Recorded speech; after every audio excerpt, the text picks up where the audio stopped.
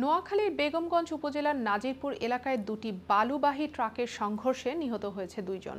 এই ঘটনায় আরও একজন আহত হয়েছেন। বুধবার ভোর 4:30টার দিকে লক্ষ্মীপুর নোয়াখালী সড়কে এই দুর্ঘটনা ঘটে।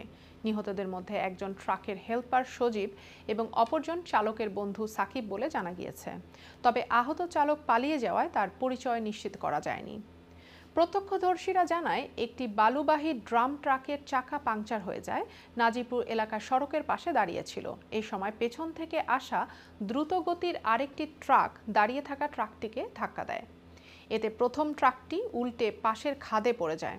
চন্দ্রগঞ্জ হাইওয়ে থানার ভারপ্রাপ্ত কর্মকর্তা রুহুল আমিন জানান, খবর পেয়ে হাইওয়ে পুলিশ ও ফায়ার সার্ভিস ঘটনাস্থলে পৌঁছে উদ্ধার কাজ চালায়।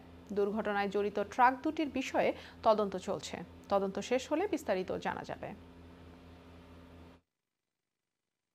ওই গাড়ি যখন এটা মনে হয় চাকা বাস্ট হয়েছে আর এটা হয়েছে দাঁড়াইছে, ওইটা পিছন দিয়ে মেরে দিছে।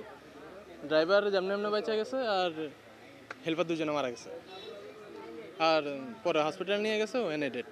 এটা দাঁড়ানো ছিল, এখানে দাঁড়ানো অবস্থায় ওই দ্রুত বেগে এসে গাড়িটা পিছন থেকে মারি দেওয়ার পরে দুইটা হেল্পার ছিল, দুইটার মধ্যে একটার বাড়ি হচ্ছে আমাদের বাড়ির পিছনে, দুইটাই জায়গাতে স্পট ডেড। আর ড্রাইভার মোটামুটি বেঁচে গেছে, এটা শুনছি আর কি আমরা এতটুকুই। পরে প্রশাসনের লোকজন আছে এখানে, আরো স্থানীয় লোকজন। এই বালু ট্রাক দিয়ে এইভাবে কাটতে ভরে গেছে, লোক দুজন মারা গেছে। এই এখন আমরা বালু আনলোড করতে আসি, আমাদের দিয়ে লোড করাইতে আছে, আনলোড করাইতে আছে।